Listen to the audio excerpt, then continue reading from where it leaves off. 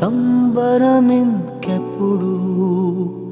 నీ భుజములపై తలవాల్చుకుని